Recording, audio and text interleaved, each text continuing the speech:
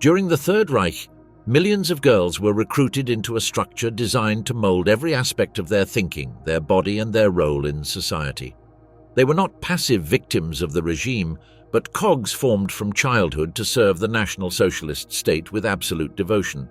From the early years, they learned to walk to the rhythm of the party, to think in racial terms, to obey without questioning. The Bund Deutscher Mädel, female organization of the Hitlerian apparatus, became a factory of loyalty and discipline. Under a network of hierarchies, rituals, manuals, and constant surveillance, it transformed ordinary girls into future mothers of the Reich, collaborators of genocide, or regime functionaries. Its success was total. It penetrated the school, the home, and even intimacy. What type of woman did Nazism want to create? How did its internal structure function? And what happened to those women when the Reich collapsed? The machinery of indoctrination, the birth of the BDM. On April 20th, 1930, while the Weimar Republic was dying, the Bund Deutscher Mädel, League of German Girls, was officially born. This date was not coincidental. It coincided with Adolf Hitler's birthday, reinforcing from its origin the symbolic character of the project. The National Socialist Party had identified young women as a crucial link in its chain of ideological domination. The idea was not simply to capture adhesion, but to mold from childhood a generation of women willing to become reproductive, disciplined, and loyal instruments of the racial state that Nazism intended to build. During the 1920s, various female youth groups had emerged spontaneously around the Nazi movement. These Schwesternschaften, or sisterhoods, brought together adolescents fascinated by the discourse of national renewal, the rejection of Weimar's cultural decadence, and the promise of moral restoration of the German people. However, these collectives lacked stable structure and national coordination. Their existence responded to grassroots militant effervescence, but they were not integrated into a systematic strategy of indoctrination. That gap would soon be closed by the NSDAP apparatus. Trude Moore, postal employee turned party activist, emerged as a key figure in this transformation. Her designation was not accidental. She represented the Nazi feminine ideal in its purest version. She came from the working middle class, embodied traditional values, and had demonstrated unwavering loyalty to the movement. In 1934, she was named Reichsreferentin, maximum responsible for the BDM, and from that position she promoted a total reorganization of female youth groupings. Under her direction, the dispersed groups were articulated into a hierarchical structure that replicated the organizational model of the NSDAP, with well-defined chains of command, standardized protocols, and constant supervision. Hitler's rise to power in 1933 radically transformed the German organizational panorama. The process of Gleichschaltung, or coordination, was not simply an administrative restructuring, but an authentic cultural revolution that penetrated every aspect of social life. In this context, the BDM ceased to be an organization allied to the party and became the absolute monopoly of female youth formation. From 1933, all female youth associations not controlled by the state were dissolved, absorbed, or prohibited. The strategy was meticulous. One by one, rival organizations were neutralized. Catholic groups like the Jungmädelgruppe of the Katholische Mädchenbund, which had maintained significant resistance, were subject to systematic harassment.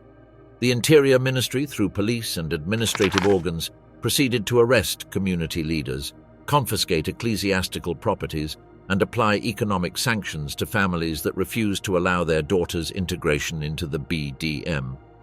The elimination did not depend solely on direct force. The regime deployed a national propaganda campaign that presented the BDM as the modern, patriotic, and socially prestigious option. December 1, 1936, marked the definitive turning point. The promulgation of the Reich Youth Law eliminated any vestige of voluntariness. From then on, every 10-year-old German girl was automatically enrolled in the National Socialist training system. The exception applied only to those considered racially inadequate, according to NSDAP purity criteria. This included not only Jewish girls, but also gypsies, Slavs, and girls with backgrounds of hereditary diseases. This legislation transformed the BDM into a total state institution, comparable in power and influence to the Reich ministries. Parents who tried to avoid enrolling their daughters faced sanctions that included exclusion from the educational system, domestic police surveillance, and intervention by social services. In many cases, juvenile courts could remove custody of minors alleging formative abandonment if parents opposed repeatedly. Schools were converted into centers of ideological recruitment, where teachers, already purged of any element considered hostile to the regime, acted as party agents. From age 10, girls were transferred from the school system to the Bund, the children's branch of the BDM. There they began their indoctrination in National Socialist values, learning patriotic songs, community activities, and physical training. At 14, they entered the BDM proper. The organizational structure of the BDM reflected the Nazi obsession with hierarchy and precise territorial control. Command started from Berlin, where the Reichsreferentin had direct authority over all units. From there, power was distributed in descending levels: regions, Gebiet, districts, Gau, subdistricts, Untergau, and local groups, Gruppe. Each group was in charge of a Führerin, leader, responsible for maintaining individual files on each member, which included evaluation of attendance, physical performance, ideological attitude, and moral behavior. By 1939, the BDM had achieved unprecedented penetration. More than 3 million young women were officially integrated, representing close to 90% of the eligible female youth population in the German Reich. This coverage made the BDM the largest female organization in the world, and also an extremely effective tool of ideological control. The figures were confirmed by official reports from the Reichsjugendführung, Reich Youth Leadership, which produced periodic statistics on affiliation, desertions, performance, and territorial expansion. The growth was not solely the product of legal coercion. The regime combined community pressure, institutional control, and emotional manipulation. Girls who remained outside the system faced isolation, mockery, or exclusion. Their families were marked as asocial or politically suspicious. In contrast, membership in the BDM offered social status, access to recreational activities, educational scholarships, and the possibility of advancement within the party structure. Moreover, for many young women, being part of the BDM meant feeling part of a transcendent project. As the Reich expanded beyond its original borders, the BDM model was exported as a tool of Germanization. After the Anschluss of Austria, 1938, the annexation of the Sudetenland and the occupation of regions of Poland, local BDM branches were created with the objective of consolidating ideological control over German-speaking populations. In these territories, young women were integrated under the same structures that operated in Germany, although with greater surveillance by the SS, due to existing ethnic and political tensions. In the occupied regions of Poland, such as the Warthegau, BDM authorities collaborated closely with civil administration and security forces to identify racially valuable young women who could be Germanized and integrated into the National Socialist apparatus. The Central Office for Race and Settlement, RUSHA, evaluated specific cases, and the BDM was responsible for their re-education. This practice was framed within the broader program of ethnic re-engineering of the East, which intended to eliminate local national identities and replace them with German cultural elements.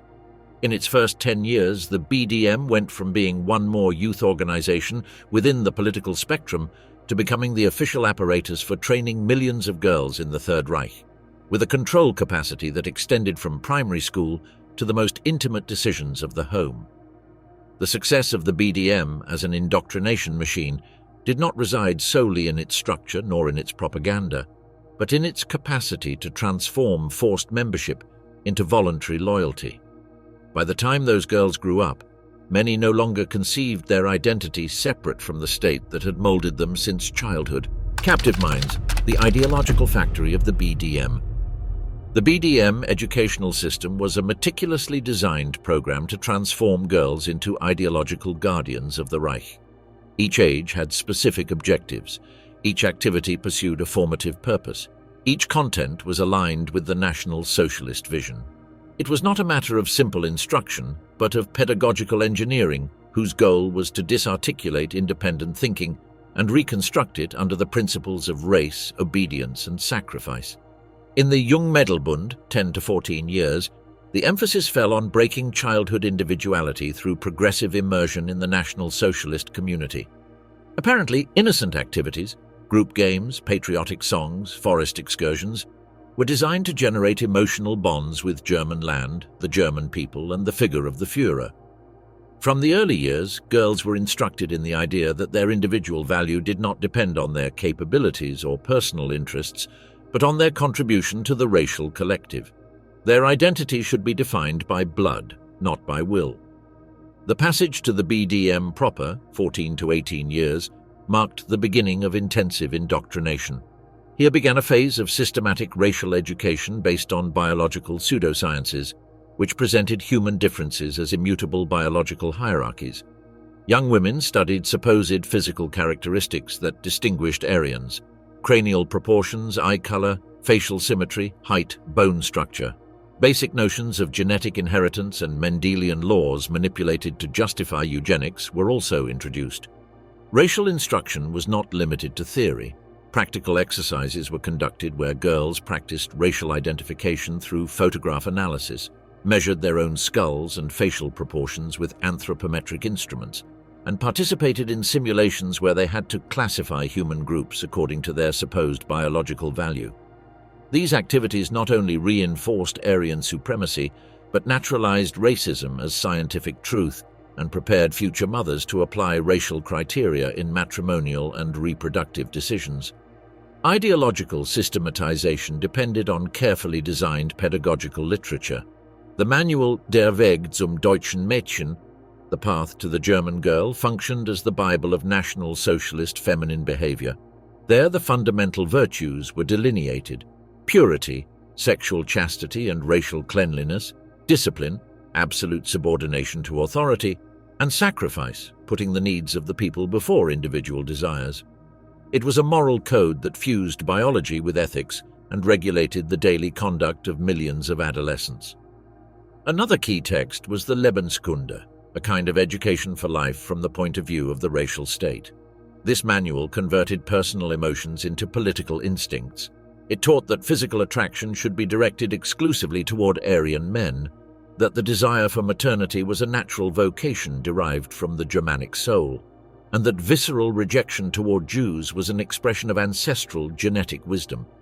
It was not just about instilling prejudices, but about endowing them with scientific, moral, and spiritual justification. These materials were regularly updated according to the political needs of the moment. During the first years of the regime, emphasis was placed on national construction, hygiene, discipline, preparation for maternity. With the beginning of war in 1939, contents were oriented toward patriotic sacrifice, resistance, and willingness to suffer for the victory of the Reich. In the final phases of the conflict, when collapse was imminent, manuals promoted total surrender, including the possibility of dying for the nation. This adaptability guaranteed the relevance of ideological discourse under any circumstance. The genius of the formative system resided in its understanding that ideology is not transmitted only through words, but through experiences that involve the body, emotions, and social identity. Each activity reinforced ideological messages through multiple sensory and symbolic channels. Weekly marches constituted a fundamental component. Walking in formation to the rhythm of patriotic songs, uniformed and aligned, generated an experience of collective power difficult to match. The synchronized rhythm of steps, the vibration of united voices, the sensation of belonging to a homogeneous and unstoppable force created deep emotional bonds. It was an addictive practice, capable of substituting any rational argument with an emotional certainty, absolute belonging to the Volk. Intensive physical training was another central component. Exercises were not oriented solely toward individual health, but toward the political objective of creating women physically fit for mass reproduction. Robustness was not an athletic virtue, but a demographic mandate. The feminine body should be strong to resist multiple pregnancies, births without medical assistance, and child rearing in war conditions. Moreover, physical demands reinforced values of automatic obedience, pain tolerance, and suppression of personal preferences. The body became a tool of the fatherland. Mandatory community work completed this integral education. BDM young women were regularly mobilized to perform agricultural tasks on collective farms, participate in material collection campaigns, assist the elderly or wounded, clean parks and public buildings. These activities did not have solely a practical function. They served to instill the idea that physical work was a moral virtue and that personal interest should yield to the needs of the people. It was about transforming service to the state into a source of pride and vital purpose. The training system reached its climax in ritualized ceremonies that marked the passage between stages and consolidated loyalty to the regime. The most significant moment was the Gelöbnis, the oath of fidelity. Upon turning 14 in a public ceremony held in plazas, auditoriums, or camps, each young woman solemnly pronounced, "I promise to always be loyal to my Führer Adolf Hitler and to be brave and obedient." These ceremonies were carefully choreographed to maximize their emotional impact. They were held at sunset, with golden light creating an almost religious atmosphere. Participants wore impeccable uniforms, received symbolic insignia, and were observed by party leaders and family members. The entire event generated a sensation of public consecration, of irreversible passage toward a new identity. The oath was not a rhetorical formula. It radically redefined the young woman's relationship with authority, family, and religion. From that moment, her primary loyalty no longer belonged to her parents, her church, or her personal convictions, but to the Führer. This symbolic transfer of fidelity, ritualized before witnesses, consolidated the process of ideological capture initiated years earlier. It prepared the ground for future demands, renouncing individual will, denouncing family members if necessary, and eventually sacrificing oneself for state objectives. In addition to the Gelöbnis, there were other ceremonies that reinforced stages of the formative process: delivery of insignia, leadership promotions, recognitions for racial purity or physical excellence. Each of these stages was inscribed in a symbolic calendar that organized the annual life of young women. Dates like Hitler's birthday, German Mother's Day, or the anniversary of the rise to power were commemorated with activities, speeches, and parades. The power structure within the BDM reproduced the hierarchical system of the NSDAP. The best students, evaluated according to physical performance, ideological attitude, and discipline, ascended to positions as local or regional Führerinnen. From these positions, they supervised dozens or hundreds of companions, organized activities, and transmitted instructions from central command. This internal promotion system generated ideological competition, incentivized absolute conformity, and formed a female youth elite that could project toward broader functions in the party apparatus or the SS. Together, the BDM educational system was not a simple network of youth activities. It was a perfectly greased machinery of human transformation. Its efficacy did not reside solely in the content it transmitted, but in the way it embodied it, in ritual repetition, in physical discipline, in the symbiosis between body and ideology. The final goal was to create a new class of German women, strong, obedient, pure, convinced that their mission was to serve the nation with their body, their mind, and their offspring. Aryan femininity, woman redesigned by the Third Reich. The Third Reich did not simply repress women, it strategically reinvented them to convert femininity into a tool of racial engineering. The regime's vision was clear. It was not enough to neutralize the emancipated woman of Weimar. It was necessary to construct a new feminine archetype that would respond to the biological, ideological, and political needs of the Reich. The Nazi woman ideal combined apparently contradictory characteristics: physical strength and mental subordination, moral purity and reproductive functionality, traditionalism in roles and modernity in methods. This model rejected both the bourgeois figure of the 19th century, weak, dependent, and ornamental, as well as the urban and autonomous woman who had emerged during the 20s. In the regime's eyes, the first was useless for the racial revolution due to her fragility. The second was seen as a threat, deformed by individualism, public life, and what Nazi discourse called Bolshevik and Jewish degeneration. The Nazi woman should be something completely different. A modern peasant, strong and healthy, faithful and fertile, silent in politics but protagonist in biology. In this redefinition, the feminine body became the main battlefield. Through propaganda, education, and medicine, a physical model was promoted based on peasant robustness combined with Aryan aesthetics. Tall women with blonde hair, light eyes, straight back, wide hips, and healthy appearance. Each trait had an assigned function within the logic of the racial state. Appearance was not an ideal of beauty, but a criterion of biological utility. A body that promised easy births and abundant lactation was considered a demographic asset. The regime's visual media played an essential role in this construction. Magazines like NS Frauenwarte or Das Deutsche Mädel constantly showed images of young women performing agricultural tasks, training outdoors, smiling next to children, always under a clean sky, surrounded by patriotic symbols. It was a representation that erased individuality, exalted function, and presented maternity as inevitable destiny. The Nazi feminine ideal was not solely symbolic. It was accompanied by a massive demographic program, one of the most ambitious in modern history. Its objective was not only to increase the German population, but to transform its racial composition and genetic quality. Women became vehicles of planned reproduction, essential gears of a system that articulated biology, ideology, and politics in a machinery of social control. The Honor Medal of the German Mother, officially established in May 1939, synthesized this logic.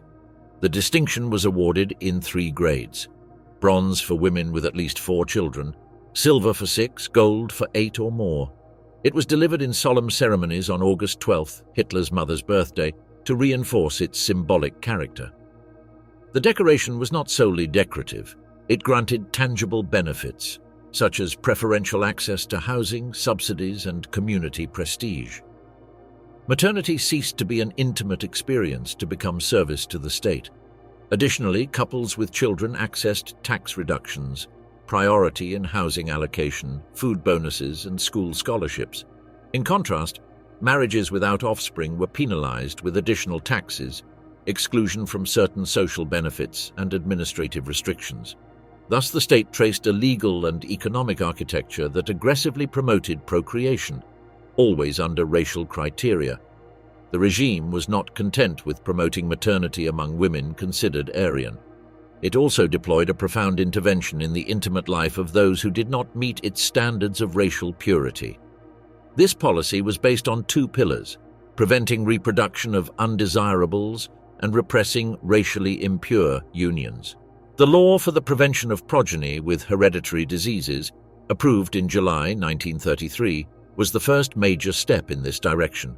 It established mandatory sterilization for people diagnosed with a wide range of conditions, among them mental retardation, schizophrenia, epilepsy, chronic alcoholism, hereditary blindness, deafness, and physical deformities. Special genetic health tribunals, Erbgesundheitsgerichte, were created, which evaluated cases and ordered procedures. Between 1934 and 1945, more than 400,000 people were sterilized by judicial order, often without their knowledge or consent. In parallel, the Nuremberg laws, promulgated in 1935, prohibited marriages and sexual relations between Germans and Jews. This legislation, called the Law for the Protection of German Blood and Honor, created the crime of Rassenschande, racial dishonor, whose legal persecution became a priority for police and courts. Thousands of people were imprisoned, publicly humiliated, or interned in concentration camps for maintaining relationships with individuals considered racially inferior. State control also extended to the matrimonial process.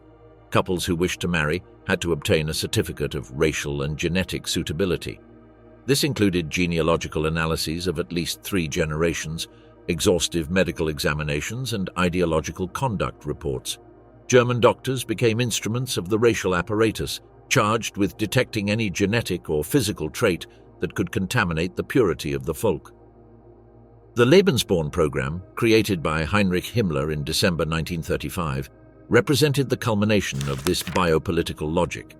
Its objective was twofold: to provide safe and privileged facilities for the reproduction of women considered racially pure, and to facilitate the adoption of children with adequate genetic potential by families loyal to the regime. Lebensborn literally meant source of life. Lebensborn homes functioned as Aryan baby factories. Mothers were recruited among outstanding BDM young women, SS officers' wives, or single women who demonstrated Aryan ancestry to the 3rd generation. Entry required passing a battery of medical, psychological, and racial examinations. Those selected signed agreements that granted the state considerable control over the reproductive process, and in many cases, over child custody. The facilities offered high-quality medical attention, optimized diets, pregnancy monitoring, and social anonymity. In exchange, women ceded their reproductive autonomy. The state could decide with whom they should conceive, how the pregnancy would be, and even if the child would be given up for adoption to a family selected by the SAS. Maternity was elevated to patriotic function, but stripped of individual will. During the war, the Lebensborn program expanded to occupied countries. In Norway, several homes were created where local women maintained relationships with German soldiers. Children born from these unions were considered valuable, and in many cases transferred to the Reich to be raised as Germans. In Poland and Czechoslovakia, the program participated in the forced Germanization of children, selected by racial criteria and separated from their original families. The program produced more than 8,000 documented births in Germany alone, and was responsible for the kidnapping of tens of thousands of minors in Eastern Europe. It represented the most explicit form of industrialization of maternity, a factory of future Reich citizens, raised from the cradle under the principles of racial supremacy. Obedience without thinking, daily life under Nazi control. The daily functioning of the BDM clearly revealed the sophistication of the National Socialist control system applied to female youth. Nothing was left to chance.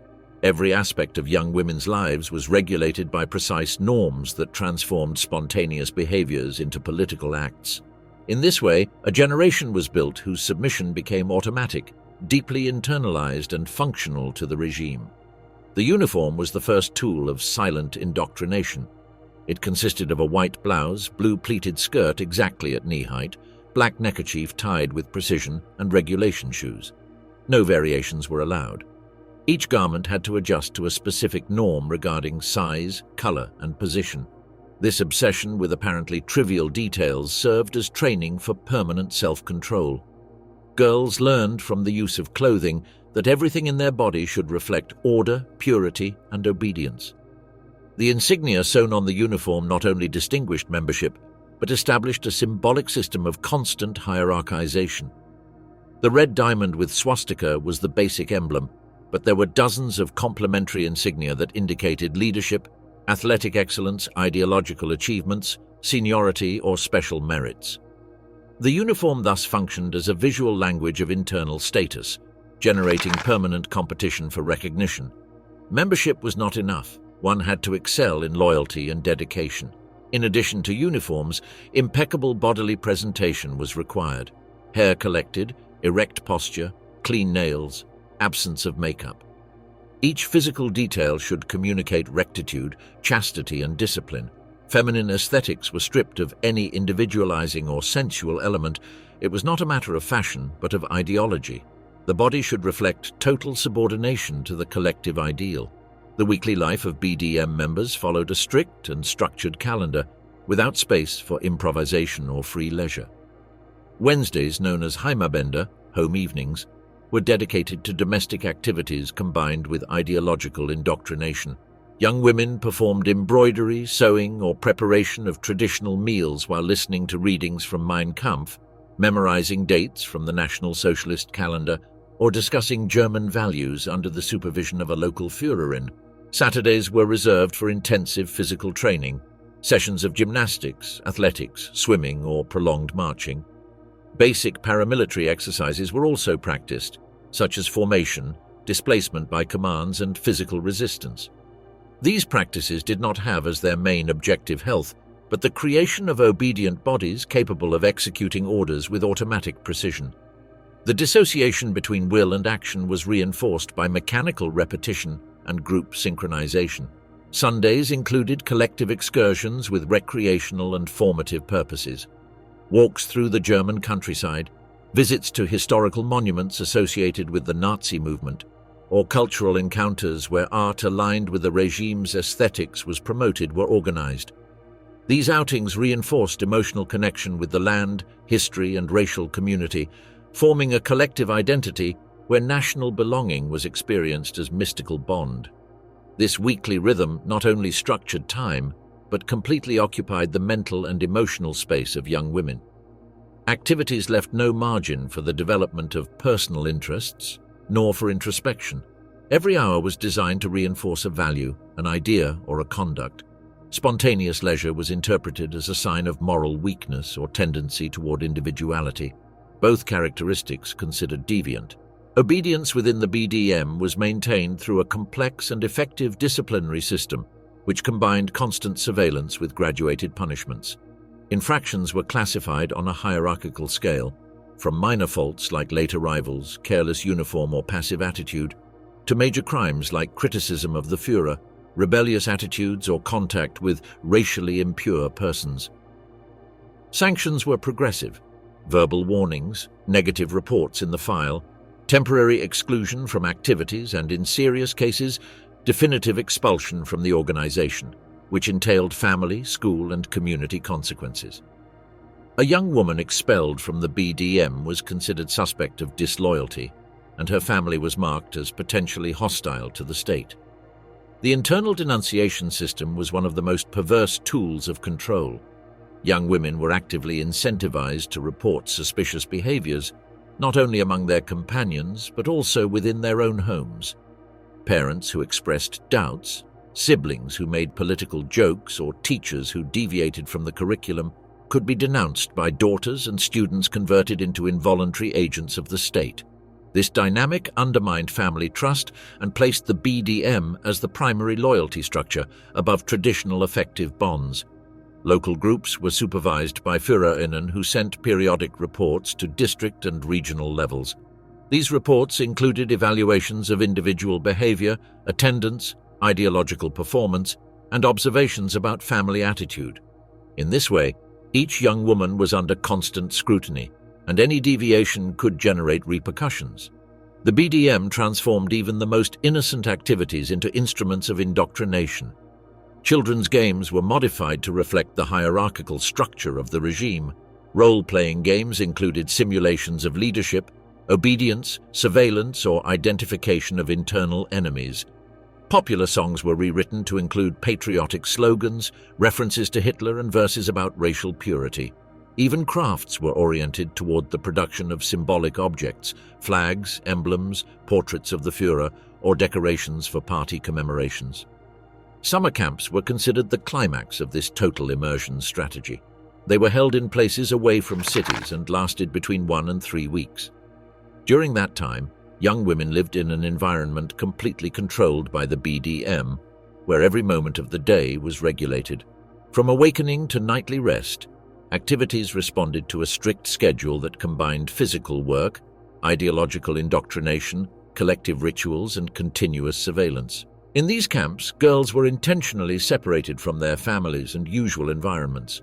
Emotional disconnection facilitated the reconfiguration of their identity. The community structure of the camp replaced the family structure. Group life eliminated privacy, shared routines, sleeping in collective dormitories, permanent supervision, and constant exposure to the gaze of others made it impossible to maintain discordant thoughts or conducts without being detected. All this dynamic was recorded through meticulous documentation. Each participant had an individual file that accompanied her throughout her entire life within the BDM. Their advances, sanctions, strengths, weaknesses, leadership aspirations, and conduct observations were noted. This documentation served not only for internal purposes, but also as a basis for recruitment in future state functions. Many of the young women with outstanding records were selected to enter Reich administration, SS Auxiliary Corps, or higher education programs directed by the party. Conversely, young women who showed resistance, passivity, or critical thinking were marked as problematic elements. These marks did not disappear with time. They could limit their educational options, exclude them from activities, or convert them into objects of corrective intervention, which included ideological re-education, reinforced supervision, or forced transfer to stricter rural units. Women in the war machine, transformation and complicity. The outbreak of the Second World War in September 1939 radically transformed the role of women in the Third Reich. Partially contradicting its own previous declarations about women as exclusively domestic figures, the regime discovered that total war required total mobilization, including the systematic exploitation of the female human resource. This mobilization, however, was not improvised. Young women had already been indoctrinated, disciplined and classified since their entry into the BDM. Now the state apparatus put into motion that organized reserve of labor force and obedience. In a matter of months, millions of girls trained to be wives and mothers were displaced toward munitions factories, military hospitals, administrative offices and strategic farms. The BDM went from being a mechanism of ideological formation to an authentic agency of labor recruitment, channeling young women toward the most critical sectors of the war economy. This transition occurred under the direction of the Reichsjugendführung, which quickly adapted its territorial structure to respond to the needs of the conflict. The Reichsarbeitsdienst für die weibliche Jugend, National Labor Service for Female Youth, which had begun as a 6-month community service program, was dramatically expanded. What originally consisted of agricultural work or social assistance became a mandatory system of labor assignment with indefinite durations according to state needs. Young women lost all capacity for professional choice. The Reich decided where they would work, for how long and under what conditions. Women were assigned to traditionally masculine sectors. In the agricultural sphere, complete brigades of BDM members substituted farmers mobilized to the front. These brigades not only performed sowing or harvesting, but also operated heavy machinery, organized foreign laborers, and administered entire farms. The organizational capacity of the BDM allowed thousands of hectares to continue in production despite the collapse of rural male work. In the armaments industry, hundreds of thousands of women were employed in assembly lines that manufactured everything from bullets to tank and airplane parts. Companies like Krupp, IG Farben, and Messerschmitt integrated them into their processes under disciplinary schemes similar to the BDM: strict shifts, clear hierarchy, permanent surveillance. Their performance was key to maintaining war production in critical moments like the Battle of Stalingrad or Allied bombing over the Ruhr. The military communications sector experienced an almost total feminization. Young women trained in rapid writing, radiotelegraphy and typing were incorporated as operators in telephone exchanges, tactical radio stations and operations coordination centers. Their role was essential. They connected divisions, transcribed coded messages, and kept operational the chain of command at the front and rear. Precision and confidentiality became covert military functions. One of the most significant changes was the direct integration of women into the SS apparatus through the SS Frauenhelferinnenkorps, Female Auxiliary Help Corps to the SS. This organization preferentially recruited among former BDM members due to their familiarity with discipline, hierarchy, and regime ideology. Those selected were transferred to the Reichsschule SS in Oberinheim, Alsace, where they received specific training in communications, document security, administrative techniques, and intensified indoctrination. Their functions varied. Many were telephone operators, archivists, secretaries, typists, or interpreters, but all operated within the key structures of the Nazi repressive apparatus: field commands, SD offices, deportation centers, racial classification stations. They transcribed orders that included executions, organized lists for deportation trains, communicated results of raids, and sent telegrams between concentration camps. Their participation was technical, but their proximity to crime was absolute. Although only a minority came to participate directly in physical crimes, the transition of some women from the BDM toward active repression is documented. The best-known case is that of Irma Gräse, born in 1923. She joined the BDM from age 10 to 18. Her record registered perfect attendance, excellent performance, and exemplary behavior. In 1942, at 19 years old, she volunteered to work as a guard in the camp system. She was assigned to Auschwitz-Birkenau and later to Bergen-Belsen, where she became one of the most recognized figures for her brutality. Her trajectory shows how obedience, ideological training, and normalization of power could evolve into direct complicity with extermination. Beyond notorious cases, most significant was the massive and silent participation of young women in the administrative infrastructure of the Holocaust. This role has been historically minimized but was essential. In offices that coordinated deportations, women typed lists, calculated transport costs, and filed documents that recorded the movements of millions of victims. Their work was not marginal. Without their hands, the genocidal machinery would have been inefficient and slower. In the Interior, Justice, and Population Ministries, thousands of employees reviewed applications for racial purity certificates, analyzed genealogical trees, maintained files on mixed marriages, and issued sterilization recommendations. On occasions, these women de facto determined who lived and who died. An error in interpreting a birth certificate could condemn an entire family to deportation. The recruitment of women in auxiliary functions is precisely documented in the Rue SHA Central Office for Race and Settlement Archives. Their selection forms, medical reports, recommendation letters from the BDM, and final performance evaluations are preserved. These sources confirm that previous ideological training was a determining factor in candidate acceptance. Those with outstanding BDM history were preferred for more sensitive tasks, such as classification of kidnapped children, organization of deportations, or housing assignment after displacement of non-Germanic populations.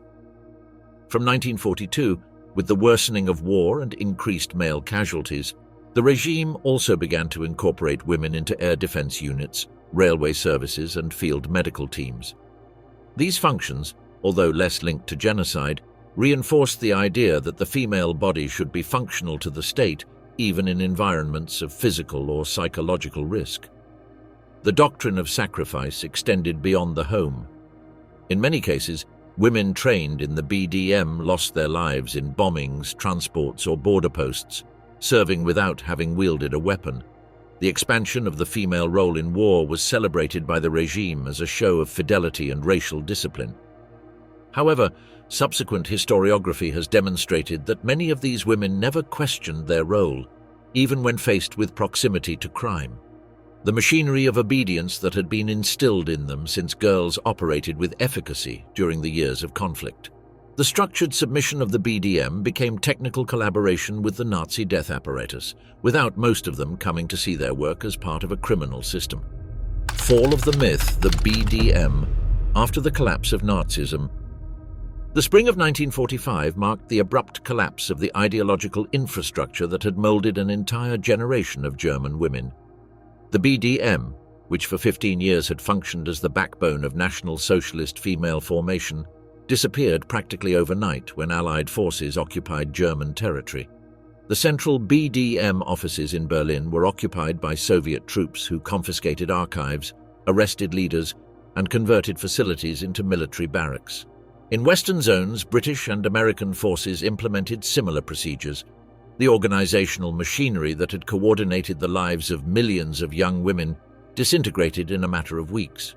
Jutta Rüdiger, the last national leader of the BDM, attempted to maintain some form of organizational continuity during the final months of the war. Her final directives urged local leaders to destroy compromising archives, disperse resources, and prepare for clandestine activity. However, these instructions arrived too late. Most local structures had already collapsed due to bombings, evacuations, and massive desertion. On October 10, 1945, the Allied Control Council issued Law No. 2, which explicitly prohibited the NSDAP and all its subsidiary organizations, specifically including the BDM. This legislation not only declared these organizations illegal, but criminalized any attempt at reconstitution, even under apparently innocuous forms. The implementation was meticulous. Occupation forces confiscated thousands of tons of documents, uniforms, insignia, photographs, and other materials. These objects were classified according to their value for war crimes investigation, utility as judicial evidence, or potential as future historical sources. Most were destroyed, but significant collections were transferred to archives in Washington, London, and Moscow. Buildings that had served as activity centers were requisitioned for military use or converted into civilian facilities. Training camps were transformed into refugee camps or denazification centers. This physical reuse symbolized the intention to eradicate not only the organization, but also its spatial memory. The Denazification Commission faced the particular challenge of classifying millions of former BDM members. Unlike party members or the SS, whose affiliation had been voluntary and adult, BDM members had been recruited as children under a system of mandatory membership. The process developed specific categories. Ordinary membership without leadership roles was generally classified as Mitläufer, follower, a category that implied passive complicity but not criminal responsibility. Local and regional leaders were subjected to more intensive investigations that evaluated their level of personal initiative in implementing Nazi policies. However, the process revealed limitations. The scale of the problem, millions of former members, made detailed individual evaluation impossible. Many former members had developed self-exculpation strategies that minimized their participation and emphasized their youth and innocence.